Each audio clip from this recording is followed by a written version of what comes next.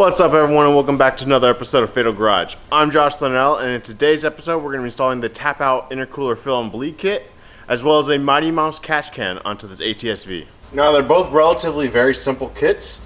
The first one here that we're going to go ahead and install is our Tapout Intercooler Fill and Bleed Kit here. There is a little electrical harness here that taps into our fuse box underneath our in an engine compartment. That way we can easily turn on and off our intercooler pump. We also have a clear piece of tubing here that I've already cut in half, which is about how long I want it or how long I like it. We will cut our intercooler feed line. We will cut that line and slip this connector into it, as well as do another band clamp here on that. And then this will go up, and that way you can actually see bubbles moving as you go ahead and fill your intercooler. So we're going to go ahead and install that, and then following that we're going to go ahead and install our Mighty Mouse catch can for the ATS-V here. We went ahead and did the billet bracket here, and as well we cut our line in half. The reason being is it's about the same equal distance from these ports up to where they need to go for the intake manifold and the valve cover, so I just cut them in half now. Install your push fittings, your push fittings or push lock fittings. Install those on the end as well. I'm doing that off the car. It's much easier, and that way I can feed these down, and I'll add these to the end of the lines. These plug into the PCV connectors that we have. This one goes to the actual right underneath the intercooler in the front area, and then this one goes into the valve cover on that driver's side. In our engine bay here, this is our coolant line that we're going to want to go ahead and replace, so it's right down here.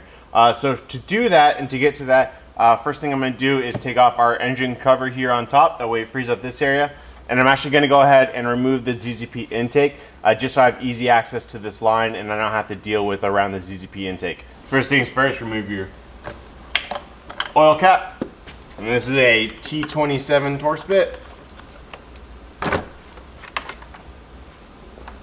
Go ahead and replace your oil cap. We're going to move this line out of the way. You squeeze in the gray tab and you pull out. Next up, to remove the ZZP intake, the first things you want to do is disconnect your MAF sensors. The passenger side is down here on the bottom, and then here the driver's side on top. Next, we have an 11mm here and an 11mm here that we're going to go ahead and undo. And then just this feeds out. Move your intake out of the way. Now that we have easy access here to this intercooler line here, you want to go ahead and take some pliers, and we're going to squeeze this connector together and then just pull it back. Next, I like to just stuff a towel underneath this. I like to also bring over kind of a little tray here that I'm going to more or less dump this into it as best as I can. Once I get this off. So next thing I'm going to do here is I'm going to take a pick and I'm going to go ahead and start to get off this intercooler line. You kind of have to feed it into it.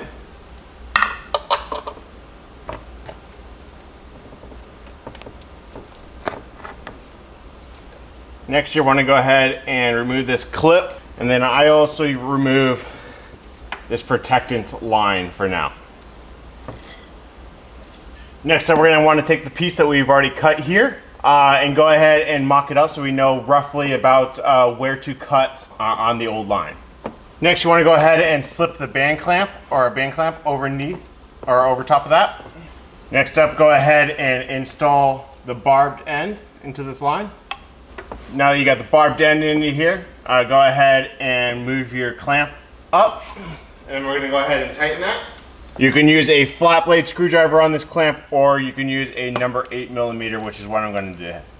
Now that you've got both band clamps on here, go ahead and put back on this protective sleeve. Next, we want to go ahead and take our clip that we had taken off earlier and put that here back on the line. Put it further down on the line for now. And we will remove our towel out of the way. Now we got that line on. Go ahead and move your clamp up. When you need to look, you can just push this line down, but otherwise it looks somewhat stock. Once the intake's back on here, you won't be able to tell necessarily that you have the brass fitting down here. Next, while we have the intake out of the car, we're going to go ahead and install the Mighty Mouse catch can, or at least most of it here. So first up, I want to go over just the catch can itself. There is a fitting here on the bottom. That is your drain fitting, so don't remove that. You want to see when it's all the way out, that is when it's closed. And then when you open it up to actually drain it later on in the future, when it's all the way in, that's actually when it's open. So before you go ahead and install that, just make sure it's out. This should just be more or less just finger tight. Next thing we want to go ahead and do, this is our billet mounting bracket here. So this slips over the can here itself before it actually mounts onto this bracket here. So first thing first, I'm gonna go ahead and remove this cap. That way I can actually slide it up the ring just above that. That's where I want it to sit within the car. Now that we have that little cap off, go ahead and slip this over. Next, we're just going to go ahead and reinstall this cap here. Next up, we're going to go ahead and put our filter onto our catch can. This just presses on. You'll see that there's a little ridge here. You want to make sure that it seats right below that. Install this onto the bracket. Now, the instructions say to not do this until later. However, from past experience, I'm going to go ahead and do this now. So they supplied you with a number 11 bolt and a lock washer. Now when you're installing this bracket, make sure that the single hole, not the slot, the single hole is on the top. Go ahead and tighten these down. Now what we want to do is go ahead and put one of these bolts and the nut onto the back. Now this doesn't actually attach to anything. This one actually sits into a crevice. Now I like to get this one just tight enough that I can still move it around here as needed. Next, we're gonna go ahead and feed this in. You wanna go ahead and find the nub right here that has a hole, and that will go for this top hole. And then you wanna find on this triangle mesh, 1, 2, 3 down, and that's actually where you want to line up the bottom hardware piece that we put in. And then you want to use 2 11s to go ahead and tighten this up. Next here, you want to go ahead and remove your red cap. And on that side, with the red cap that we just removed, you want to go ahead and install the 90-degree and fitting here. The and fittings require an 11/16 wrench. Next up, we're going to want to go ahead and install our and fitting here that has the 45-degree angle. And that's going to come over here to this side. Reinstall our ZZP intake. Go ahead and slide it into that tube like so. And then the driver's side. And then these require an 11 millimeter. Put these back on. Next, we want to go ahead and take our air line that we disconnected earlier just to get it out of the way. Next thing you want to do is remove this line here. Which goes from here down there over to here. There is a black tab you just want to push in and pull up. And then on this side, there's a black tab you just want to pull off to the side. It's these gray tabs. It's these gray tabs here that you want to pull off to the side, and that releases it. So starting here with our line here that connects down to our 90 down there in the bottom. We want to go ahead and attach the straight connector. Push that in, make sure it seats all the way. We're gonna go ahead and line this up and push to connect. On the other line here that connects to the 45 is the line here that you wanna connect here to the 90-degree other push fitting. Go ahead and push that on until it seats all the way. So what I did here is this is the line again that connects to the 40 or 90-degree angle down on the bottom and straight fitting here. This one I just looped up and straight in. The other one that connects to the 45-degree angle on the bottom and then the 90-degree angle on the top, I looped it around and actually looped it around the oil fill port and then connected it into that PCV line area. So just go ahead, I kind of routed it between the dipstick and the fill neck and then pushed it in. And so that way it'll be kind of covered once we go ahead and put our engine cover back on.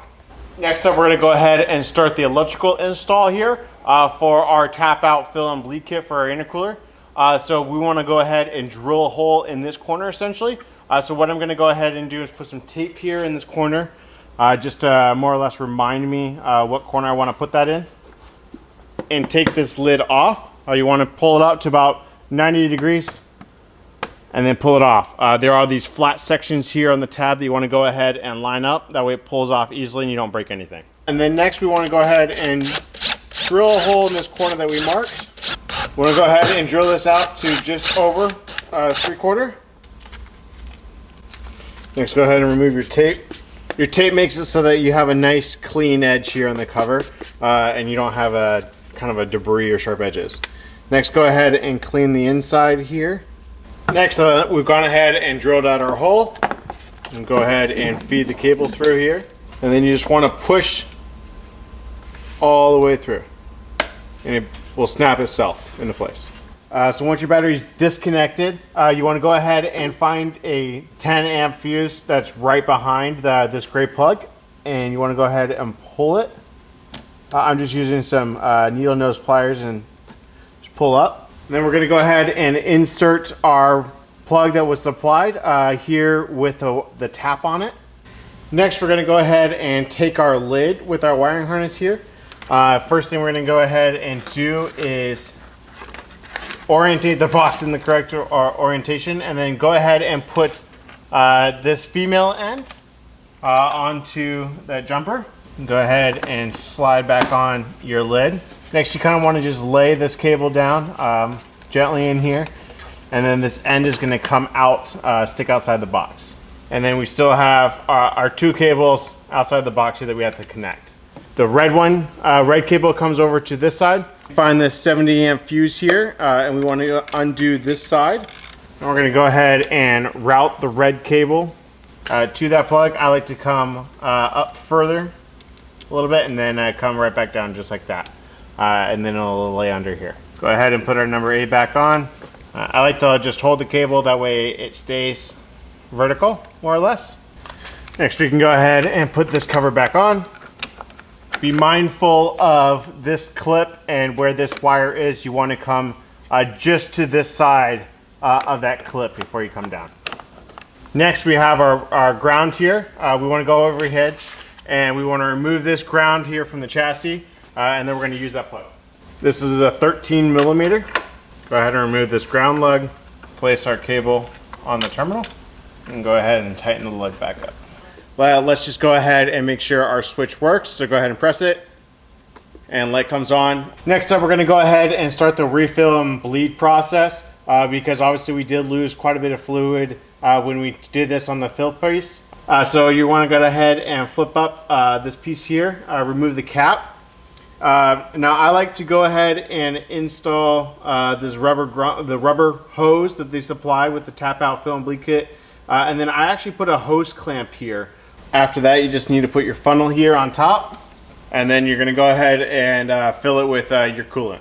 Next, we're going to want to go ahead and use our wooden dowel here to go down inside the funnel and press open the Schrader valve, and you'll see some big bubbles just came out. So I like to kind of just repeat doing this and then just leave the valve open for a little bit and let some of this fluid drain into it. Okay, now that I don't see any more bubbles in it coming out for now, with it just stationary, I'm going to go ahead and I like to just lower this out of the way just a little bit, which is the nice thing about being on that sleeve. So I just tuck it out of the way as best I can. And then press the Schrader valve down and then go ahead and cycle the pump. Just go ahead and cycle this a few times and go ahead and just keep pressing the Schrader valve down. So you just want to repeat this process until you get no more bubbles coming out. Now this may take quite a while, so be very patient and allow yourself the time to do so. So once you feel pretty good about the system and you're not getting any more bubbles coming out on a regular basis, your next step here is to go ahead and to drive the car. And so that way we can actually cycle this again once the vehicle is warm. So to do so, you're going to want to go ahead. You don't want to just let go of your wooden dowel, or this could potentially just fall over and you'll get coolant everywhere. So go ahead and take your wooden dowel out. set that aside and grab the supplied stopper. Go ahead and insert that into the funnel, and then go ahead and lift the funnel off. Just gonna go ahead and rotate this spout, and I just have a little container here just to capture all of that. We're just gonna leave the engine cover off for right now. That way we can go ahead and drive the car, get it up to temperature, and then we're gonna go ahead and bleed the system a second time.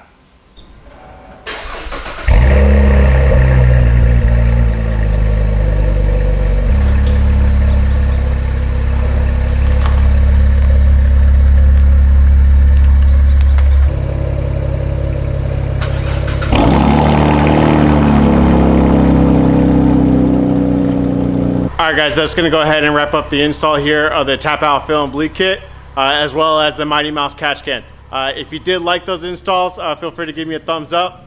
Smash that subscribe button if you want to see more content just like this. And just like that, I'm out.